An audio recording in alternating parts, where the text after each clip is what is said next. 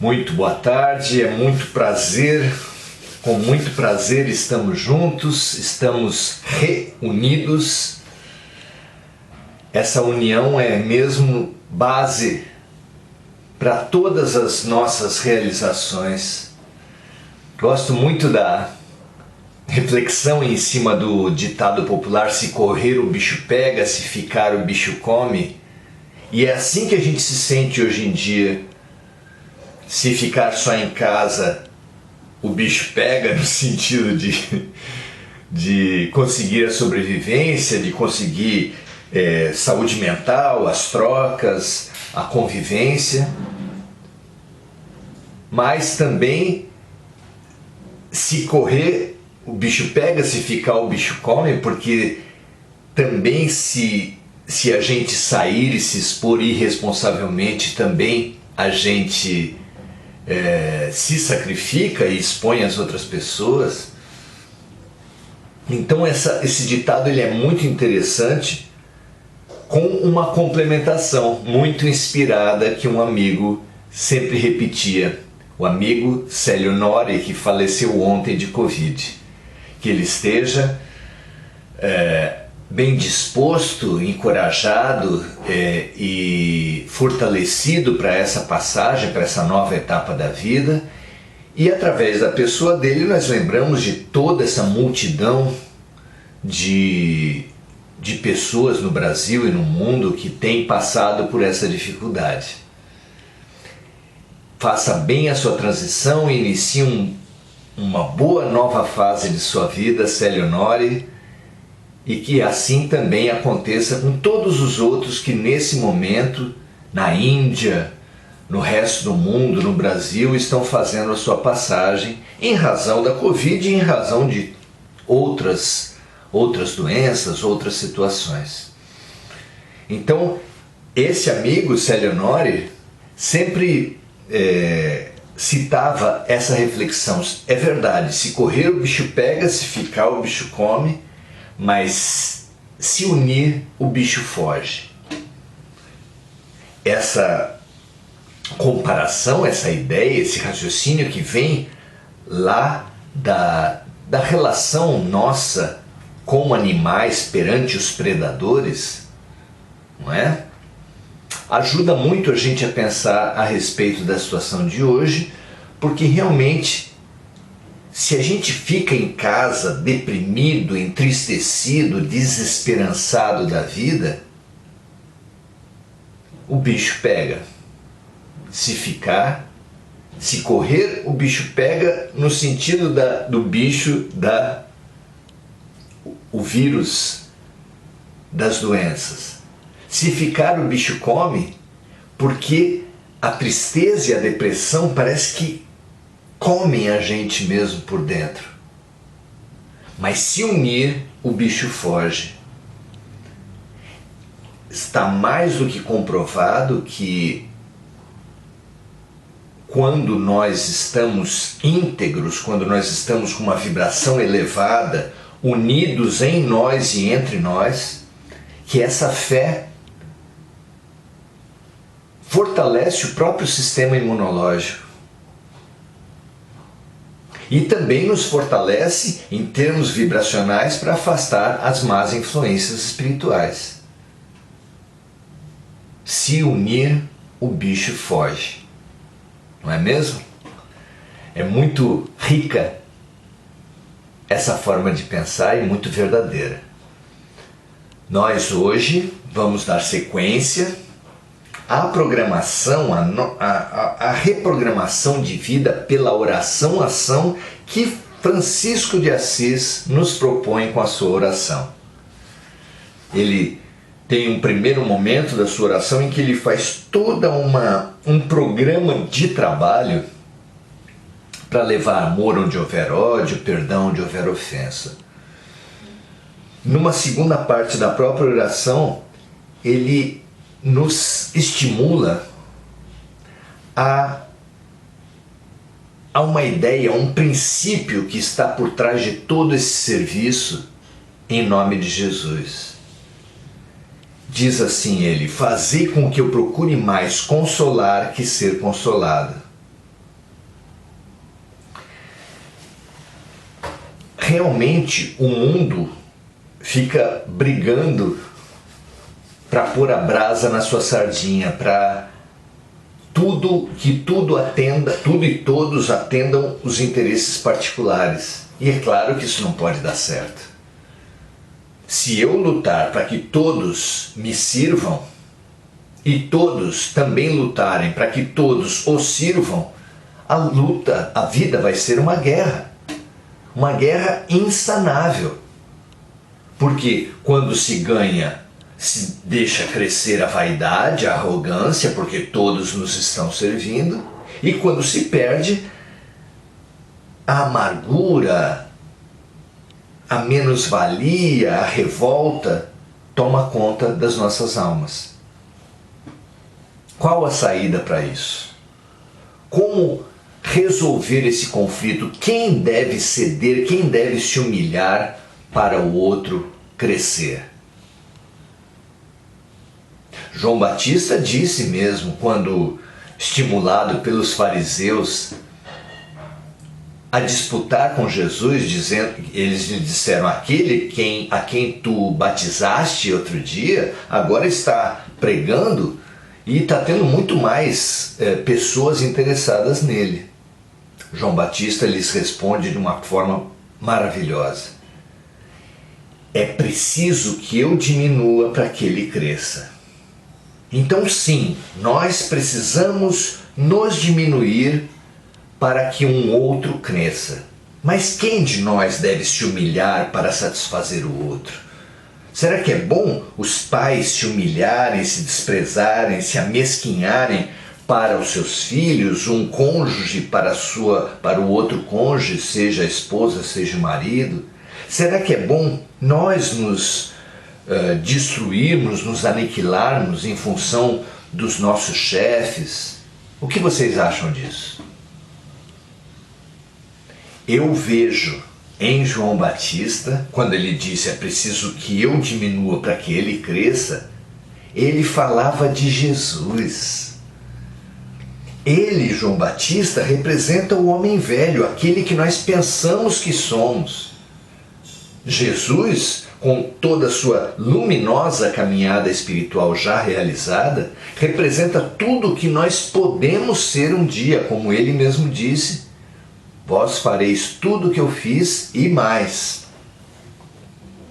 Então sim, nós devemos nos diminuir, nos amesquinhar, nos negar para afirmar essa natureza mais profunda. Não se trata de submeter o nosso ego a outros egos, mas submeter o nosso ego ao amor, à fraternidade, à compaixão, à generosidade, à gratidão. A Deus, enfim, não é? Essa morte do homem velho para o nascimento do homem novo, como disse Paulo, é fundamental. Então, quando nós procurarmos o que fazer, qual prioridade, se nós não fizermos essa análise de quanta violência, quanto sofrimento, quanta tristeza, quanta vingança, quanta vaidade tem gerado essa busca, essa obsessão por sermos servidos, e por outro lado analisarmos também o que pode gerar, que sociedade é essa que pode surgir quando se inverter essas prioridades e, ao invés de sermos servidos, todos priorizarem servir. Como seria um casamento assim? Como seria uma família assim? Como seria um ambiente de trabalho assim? Como seria o trânsito se todos procurassem o ponto de vista do outro, empatizar, a compaixão com o outro, a paciência com a posição do outro? Você já imaginou? Seria realmente um mundo maravilhoso. Será um mundo maravilhoso quando acontecer, porque vai acontecer isso mais cedo ou mais tarde. Mais cedo para aqueles que estiverem prontos para essa nova atitude, que será a atitude prevalecente no mundo de regeneração, mais tarde, para aqueles que ainda precisarem de mais disputas, de mais imposição, de mais busca da atenção e do serviço e da riqueza de todos para si. Quem precisar de mais disputa vai acarrear para si mais dor, ou seja, vai precisar de um mundo ainda de expiação e provas. Não é punição, se trata apenas de adequar o professor e a matéria ao momento e à capacidade do aluno, que é o que todo sistema educacional precisa fazer.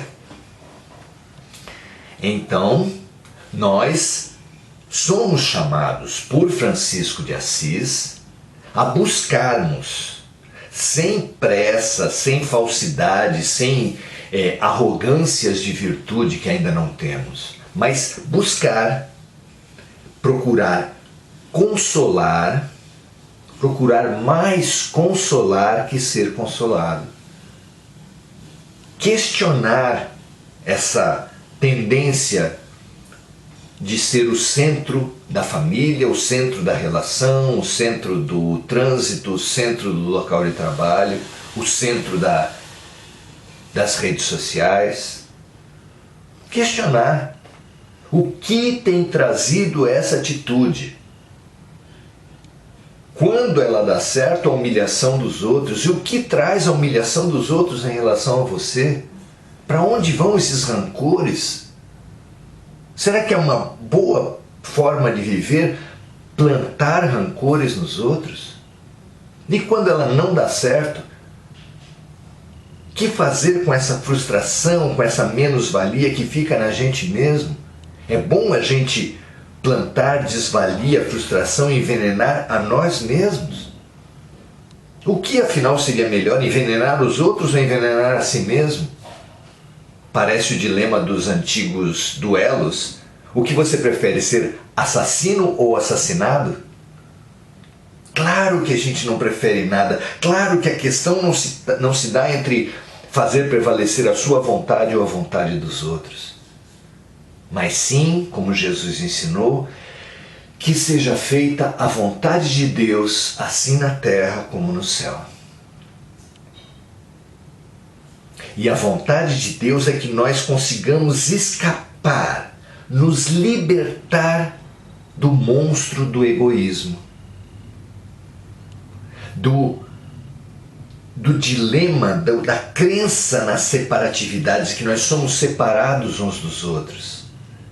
Quando nós percebemos que é uma mentira, que nós não somos diferentes uns dos outros, que homens e mulheres, ricos e pobres, brancos e negros, brasileiros ou estrangeiros, são apenas condições, roupagens momentâneas que nós estamos usando para essa encarnação.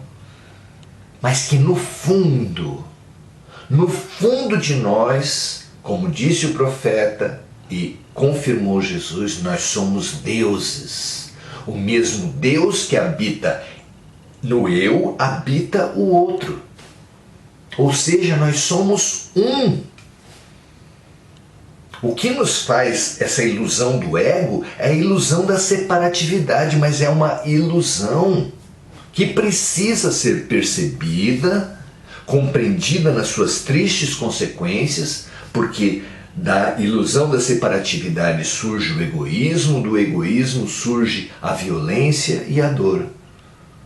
Estudemos essa questão o mais fundo possível, porque quanto mais nos conscientizarmos disso, e ninguém quer sofrer violência, ninguém quer um mundo de violência, ninguém quer uma vida de dor, será natural que nós passemos a buscar uma outra postura. A postura da paz, a postura de servir ao invés de ser servido, porque cada pessoa é um livro. Se você mora numa imensa biblioteca e fica lendo a vida toda um livro só, não é um desperdício? Pense comigo, minha amiga, meu amigo. A humanidade é uma imensa biblioteca onde cada ser humano é um livro. São mais de 7 bilhões de livros na nossa biblioteca. Cada pessoa que você conseguir ajudar, conseguir apoiar com compaixão, com empatia, colocando-se no lugar dela, fazendo ao outro o que gostaria que o outro lhe fizesse. Cada pessoa que você conseguir um mínimo ato disso, cada planta que você conseguir dar o que ela precisa, cada animal que você conseguir servir, tudo isso é um livro a mais da biblioteca que você vai ter lido. Imagine a vida dos grandes luminares, das nossas referências. Quantos milhões eles serviram? Todas as quartas-feiras, quantos assistidos eram acolhidos por Chico Xavier? Quantas milhares de almas acolheu Irmã Dulce, Madre Teresa, Zilda Arnes? Não é? A bondade, a caridade, a fraternidade não é uma coisa de gente santa. A caridade é uma coisa de almas lúcidas. Porque quando a gente adquire essa lucidez, a gente fala, eu quero mais do que o meu eguinho, do que o meu euzinho. Eu quero ler mais do que o meu único livro. Eu moro numa imensa biblioteca. E cada alma para a qual eu me abrir vai enriquecer, vai me trazer um outro ponto de vista, um outro enredo, um outro ensinamento, como cada livro faz com a gente. Não é? Fazer com que eu procure mais, então, consolar que ser consolado, porque aquele que busca só a satisfação do eu, limita-se, aprisiona-se numa cela que no sistema penitenciário é chamado de solitária. Não é curioso isso? Quem se aprisiona no ego vive em solitária, vive de uma forma solitária. Enquanto que quem se dispõe a servir, colocando-se no lugar do outro, ganha, expande, aprende. Só o homem que se coloca no lugar da mulher cresce, só a mulher em relação ao homem também, só o pobre em relação ao rico, o rico em relação ao pobre, o brasileiro em relação ao japonês, ao argentino.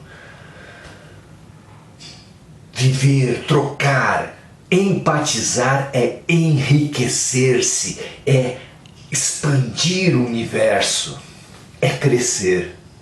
Então, para muito além de santidades ou de virtudes que a gente julga impossíveis para nós, pensemos só num ato de lucidez que é lúcido, que é o que a gente mais precisa, é o que a gente mais se sentirá bem com essa expansão de consciência, é servindo mais do que sermos servidos. É procurar mais consolar que sermos consolados. Que essa lição nos caia em profundidade hoje, deixando de lado toda a ideia de santidade ou de arrogância de virtude que as instituições religiosas estimulam os religiosos a pensarem, eu faço isso, eu faço aquilo, eu dou cesta básica, eu dou passe, Não é por pretensão de virtude, é por expansão de consciência. Ajude por expansão de consciência e por expansão de fraternidade, porque essas são as maiores alegrias da vida, não é?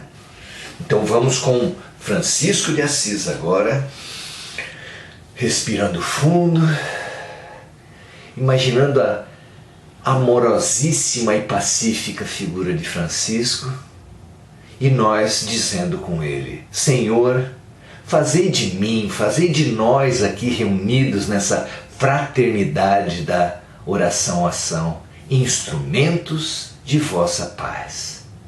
Que onde houver ódio, que nós nos irmanemos e levemos o amor, imaginando a terra recebendo o nosso transbordamento, a nossa erupção vulcânica de amor. Onde houver ofensa, que nós aqui reunidos levemos o perdão. Onde houver discórdia, que nós espalhemos a união. Onde houver dúvida, que nós conduçamos a fé. Onde houver erro, que nós transbordemos verdade. Onde houver desespero, que nós espalhemos a esperança.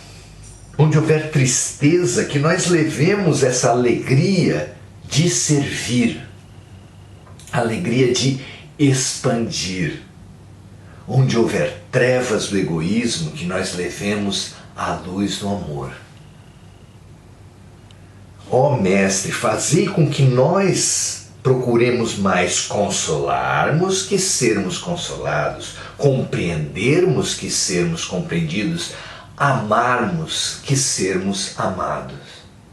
Porque é dando que nós recebemos, é perdoando que seremos perdoados, e é ajudando na transformação daqueles que estão à nossa volta que nós seremos ajudados em nossa própria transformação. Que assim seja, minhas amigas, meus amigos. Sigamos aprendendo com Francisco, esse maravilhoso e amoroso e pacífico discípulo de Jesus. Que assim seja. Amanhã, às 18 horas, eu não conseguirei novamente fazer a nossa oração-ação em razão de volta ao trabalho. Mas eu pretendo, a partir de hoje, avisar sempre que não me for possível fazer essa oração-ação. Tá bom? Então, na quinta-feira, a gente volta a essa nossa comunhão. Voltamos à fonte, voltamos a Francisco de Assis para continuarmos o nosso compromisso que extrapola o verbal, que chega ao gesto concreto, à mão, à ação que transforma. Grande abraço, até a próxima.